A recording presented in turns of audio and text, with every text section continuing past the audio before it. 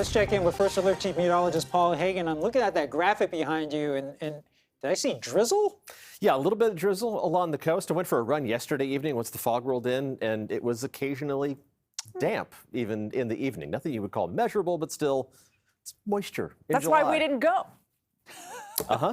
That's Yeah, why. no, that's not why. I didn't go because he didn't want to embarrass me. You didn't go. Because I was eating McDonald's at Hey, my desk. There are no lies here. Let's take a look at what's happening weather-wise. Yes, we do have the possibility of some more drizzle and perhaps some more fast food in Sarah's future. She hangs her head. Low clouds and fog spreading out across the bay into the inland valleys by early tomorrow morning.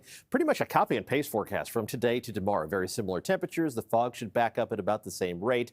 A little warming trend is going to start to kick in on Thursday. The warmest days inland will be Friday and Saturday.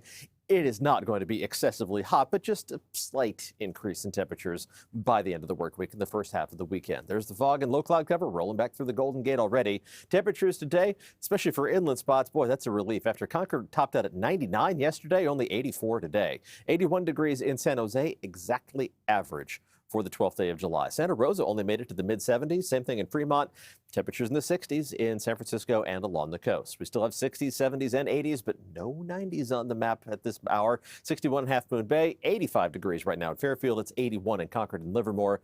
But other inland temperatures are in the 70s already, and that drop will continue as we head through the rest of tonight as the fog continues to surge into the inland valleys. It's going to be widespread and fairly dense to start the day, but it's going to back up out of those inland valleys pretty quickly. It'll take a little longer around the bay and along the coast for that fog to lift and gradually dissipate, but it will happen by early afternoon. Temperatures tonight dropping down to what's normal for this time of year, mid to upper 50s to around 60 degrees.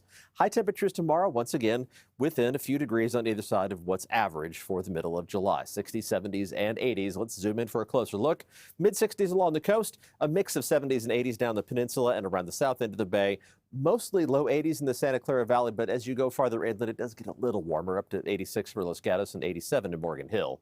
Temperatures inland in the East Bay, only low to mid 80s until you go a little farther east through the Delta, up into the mid 80s for Fairfield and Pittsburgh, upper 80s for Antioch and Brentwood. But when those are some of the warmest spots on the map in July, yeah, we'll take that. Upper 60s in San Francisco, upper 60s and low 70s for Oakland and the East Bay, with a mix of mostly upper 70s and low 80s for inland parts of the North Bay. Still getting a little more of that marine influence as opposed to other inland parts of the Bay Area.